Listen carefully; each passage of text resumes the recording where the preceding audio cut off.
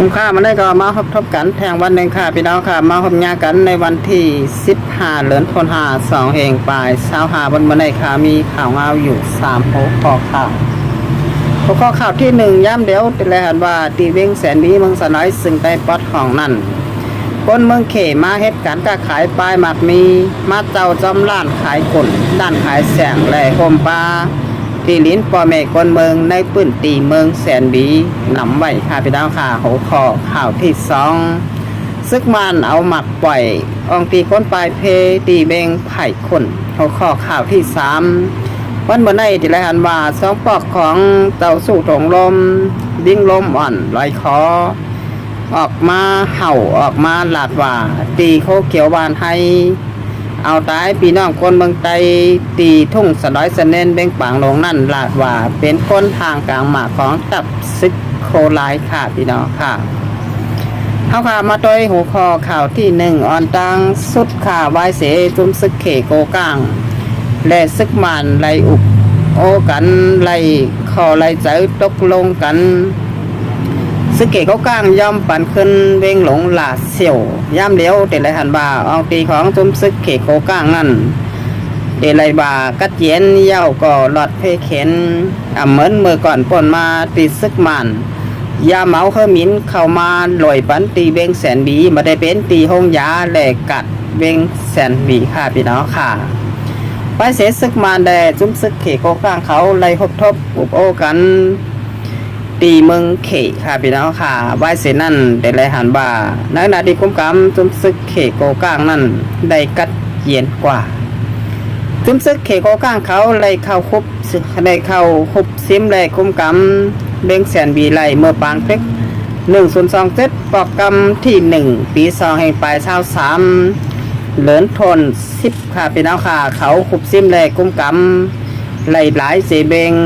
หลายอ่องตีเมืองสน้อยซึ่งได้ปัดห้องบัดเป็นตีเบ่งแสนบีป่างซ้ายเมืองโก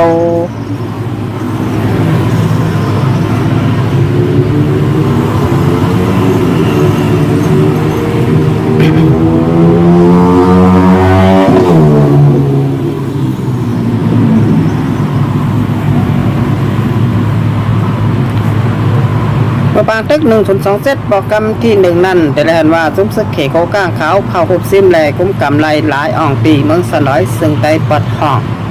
เมื่อนั่งเบ้งแสนบีป่างทรายเมืองโกปุ่นหลงและเวงเล่าไก่แทงหลายเสเวงในเมืองสน้อยซึ่งได้ปัดห้องนั่นมี30เสเวงค่ะพี่น้องค่ะดีซุ้มซึกเขโกก้างเขาหลอดตึกแหล่คุบซิมเมาไหลเมื่อปางตึก1027ปอกกรรมที่1ถึงปอกกรรมที่2ย้ำเดี๋ยวเงาลายกัดเจียนแหล่หลอดเพเขียนยาว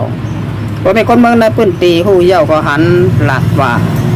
ย้ำเดี๋ยวมีคนเมืองเขเข้ามาลงตื่นดังไหลมาขาดล้านกลก้าตั้งขายในพื้นตีเวงแสนบีมันจะเป็นจอมแสงจอมล้านกลก้าตั้งขายมาลงตื่นดังมาเฮ็ดการค้าขายปลายหมากมีมาขัดมาเจ้าตีลิ้นตีเบงแสนบีก็นำไว้ค่ะพี่น้องค่ะย้ำพองตะเหลียวย้อนบ่าในปืนตีนั่นกัดเย็นแด่หลอดเพเขียนมีจุ้มซึกไอมองนากำเอาเฮือมินเข้ามาย่ำแดกเข้ามาลอยคนเมืองเขเข้ามาเฮ็ดการค้าขายปลายหมากมีพอเป็นคนเมืองในปืนตีได้ลาดว่าไม่ใจโกมือนามานั่นพี่น้องไตเฮาขาและพี่น้องต่างชาติเคยอยู่ในพื้นที่แต่อยู่หยาบกินจะย่ามเดียวแต่ละหันมาไล่เจอความเขดิกเข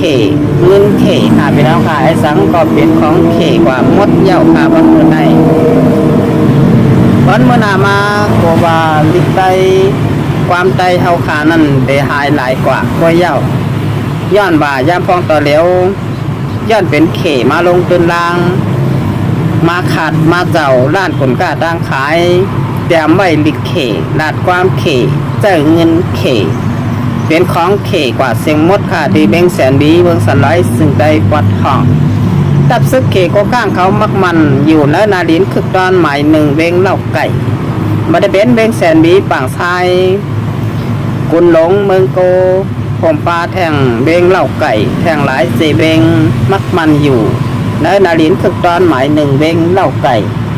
นาลินกุ้มกำจุ่มซึกเขโกก้าค่ะพี่น้องค่ะในกรณีไรไม่ใจตอนตาพี่น้องเมืองสลายสึงไตปอดห้องเขโกก้างก็เหมือนดังขี่ขามนั้นค่อนเต้าเขค่ะพี่น้องค่ะเป็นเมืองเขอยู่ภายหลังเสแลกั้มแถมแลปันแห้งก้อยวันเมื่อในเกาหลีไรไม่ใจเตะค่ะเมืองสลายสึงไตปอดห้องเฮาขานั่นสร้างแต่กว่าจกกิ่วเมืองเขแผ่นดินใหญ่กว่าเย่าค่ะพี่น้องค่ะซุ่มปันมาเรียวก็ซุ่มปันเขกว่าแท่งค่ะพี่น้องค่ะพ่อแม่คนเมืองใต้แต่ทบดังหยับผึดอยู่ติ๊กเย่าค่ะพี่น้องค่ะสิบชนะค่ะมาได้หัวข้อข่าวที่สองมัดมาในซุ้มซึกไอหมองนากำลำซาซุ้มซึกไอหมองมันยันโกงเขาเอาเฮมินเขาย่ำลอยปันออกทีก้นปลายเพตีเวงไผ่คนเมืองสะน้อยสึงใดปัจจันเพียงไผ่คนเมืองสะน้อยสึงใดปัจจันนั่นแต่ได้อ่านว่าจุ่มมหาเมฆอำนั้นอ้อยดีปัจจันจุ่มปิดิยับแปลตับซึกยางแดงเขาหลายหมู่หลายจุ่มเข้าคบซิมแหลกุ้มกำไหลเวงไผ่คนซึกมันได้เจอลอกลายไปตึกลายเหลาก็ไปเข้าตึกแหลคบซิมเอาขึ้นไหนค่ะเป็นดาวค่ะยอดว่าเวงไผ่คนนั่นเป็นต่างเข้ากว่าเมืองยางแหลงก็ว่าเป็นเนจับแลนดินเมืองยางแหลงเอาไว้สังตับซึกพร้อมโฮมเขาซุ่มเวียงไผ่ขุนก็ป่องว่าตาซึกมานเตมาตั้งกองลงเสแลปิดยื้อเข่าตีเมืองยางแหลงบัดได้เป็นเมืองตีมอโซแดดแทงหลายอ่องตีหลายเมืองอยู่จำเวียงไผ่ขุนนั่นเตะอ่ำหลอดเทขากับนันแดไผ่ตับซึกพร้อมโฮมเขาก็คอนแห้งกันเอาไว้ตีเวงไผ่คนซึกมันคัดใจตาเดแถมแพงซึกมาตังตับไปดินกอลีมาตังรถกาก็ไปเข้ามาในอ่องตีไหลก็ใจล็อกลายปลายติ๊กเอาหมากลงยำหนดปันอ่องตีก้นปลายเพตีเวงไผ่คนค่ะพี่น้องค่ะลูกหลุมมันใหญ่หมากลงหาปักป่องลูกหลุมมันประดันดุมน้ำบ่อพี่น้องก้นปลายเพหมัดเจ็บลูกตายหลายก็ได้ก็ไปไล่หูจอมหูย่อยยำมันขาดไปน้องขาในก็ดีมองใจจอมอยู่ขาย้อนบาลอกลายไปตึกเขาขานั่นไปเต็มทนได้ไปเต็มตีย้อนบาตึกเผาตึกมันเกาจ่าเมื่อแขนแต่มังซึกมันกว่าเป็นตีเป็นจับเป็นหย่อมก้อยสาวขาขลายเมืองไตเข้าขาขลายเมืองยางเข้าขาขลายเมืองสังเสียมบาพี่น้องไตกูเมืองเจ็ดเมืองขางช้างยางไตกลุ่มเมืองขาเจ้าเคยตีอยู่ในเมืองหงตุ่ม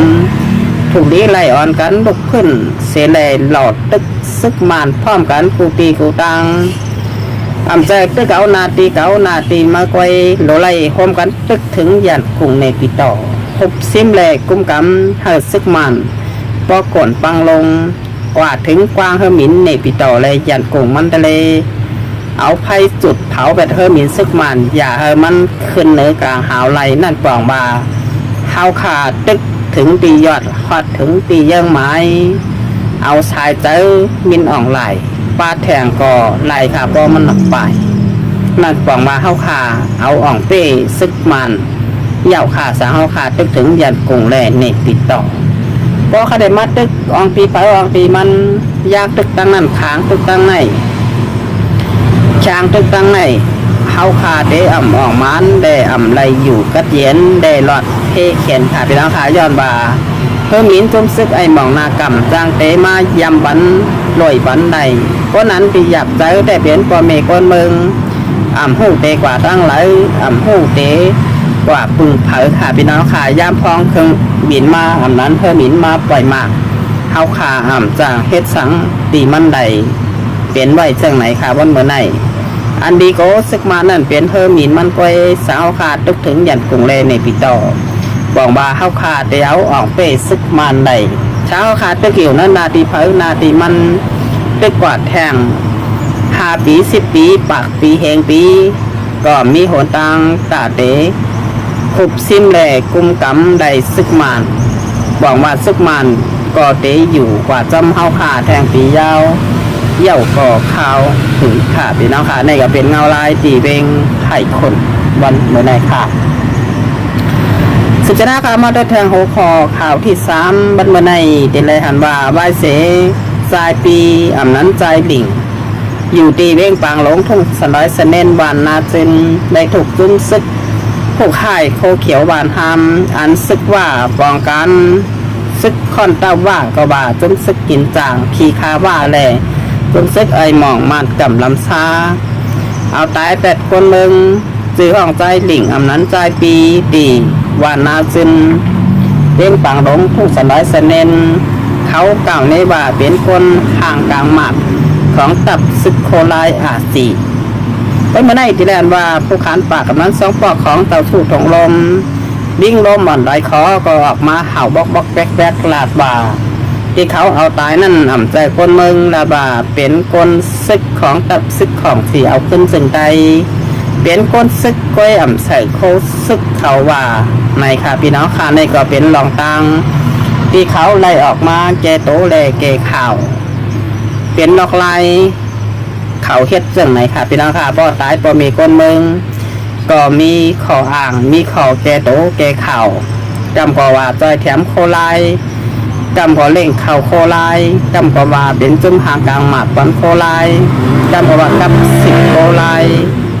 มันเมื่อไหร่ที่แลนว่าจุ่มไม่เขียวหวานให้มักมันจนสแตลค่ะเป็นผู้ก่อการให้เมื่อนังปานซึกมันแทบสีแทบบ่เผยกับ10 จุ่มยิบกองกลางเต้าคือลูกพึ่นก็ตักเตะหญ้าตามตายก็เหมือนมือปานนั่นดีนี่ค่ะพี่น้องค่ะลายเฮ็ดสร้างของไอเขียวหวานให้อำนั้นไอเขียวหวานทำผู้เขียวหวานให้แลดังซึกบ้าอันกันยาวอันกันเพียวเคอไตบนเมืองไตแลตับซึกไตเฮาขาหนังหือก็เตหายก็เตวายกว่านั้นเป็นดอกลายของไอเขียวหวานให้ย่ำพร้อมตะเหลียวไปแล้วว่าเป็นค่อนเต้าว่าอะไรค่อนเต้าหมานเปิ้นตึกแซ่กินแห้งมันไรอยู่เปิ้นไปเฮ็ดสังติมันวันเมื่อนามาทางเปิ้นถึงปียังหมาย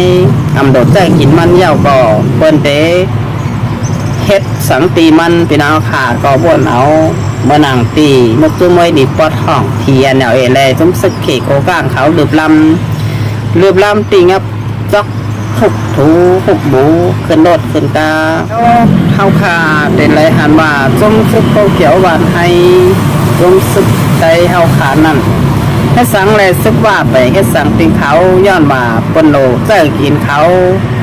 ปนโลเอาเขาเป็นโคไก่ปันหนังเฮ้พี่น้องว่านั่นเตะถึงยังหมายค่ะมึงสลายซึ่งได้ปอจานพอยังงานได้ยังหมายปนเต็มทนเหมือนนั่นปนเตะตีงับจอกผู้ใหญ่คนดงลูกน้องปองใบก็เตะไหลเข้าเป็นซึกว่าค่ะพี่น้องค่ะผู้ใหญ่คนดงก็บรรจางเตะตีงับจอกเข้าคุมกำบานให้กำเดี่ยวก็ค่ะย้อนบ่าเครื่องยิบกองกลางหมักมือจนยามเอามาตีซึกว่าค่ะพี่น้องค่ะที่ปนไปเฮ็ดก็ปนไหลเจอกินเขาอยู่อันเฮาขาหันอยู่ตับซึกไตวันเมื่อในมันทำใจไตเฮาขาเป็นผู้ใหญ่ก้นดงก็นั้นตีกำจิกเขาไว้นั่นเป็นซึกว่ากำสี่คิงแสงว่าแลแสงผ้าเมืองกึ่งเป็นไรหันว่าอ่ำใจพี่น้องไตกับนั้นแต่เดเอาตายพี่น้องไตเฮาขานั่นเขาโตตันอยู่กูขิงข้าวยามขาย้อนว่าก็จังไตเฮาขาอยู่ยาวมีตามคิดอีดออดก็เอาตายกว่ากำสื่อค่ะในก็เป็นลายให้สร้างของไอเขียวหวานให้ไว้วันมาในดิ้งโลมันได้ขอก็ออกมาเห่าบอกแวกลาดว่าคนนั้นเขาเอาตายนั่นก็มีคนเมืองลาดว่าเป็นคนซึกคนห่างกากหมากค่ะพี่น้องค่ะกับนันแดวันมาในก็มีคนเมืองเฮาคาแล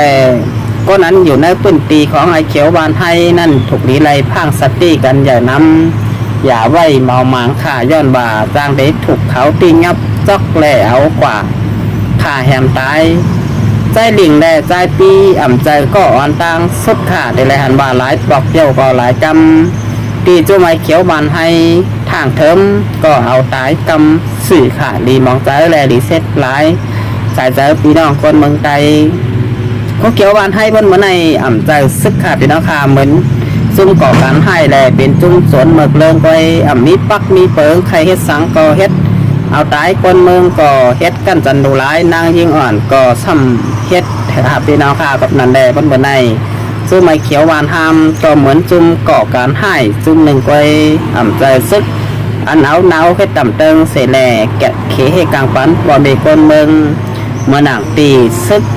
เบิ้นเฮ็ดกันข้ามบริเวณซึกเมืองเหล่าเสียมบ่าเปิ้นนำเฮ็ดให้บ่มีคนเมืองตาวตายบ่มีคนเมืองนั่น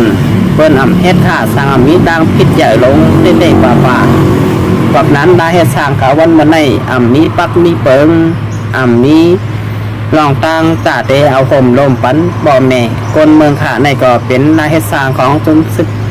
โคเขียวบานให้นั้นจูไม่เขียวบานให้ได้ย่อนลอยคอค่ะพี่น้องค่ะเอาค่าตรงไรกันครับค่ะอะไรสุดเสียงกว่ายาวค่ะยิ่งจมขอบใจอย่าน้ำเต็มพี่น้องค่ะเดินสามารถกดแชร์กดไลค์กดติดตามบนช่องเพจและช่องยูทูบอยู่กูก็กูควรค่ะทั้งหมดมันไรค่ะเดี๋ยวย้อนติดรายการไม่อยู่ในก่อนค่ะ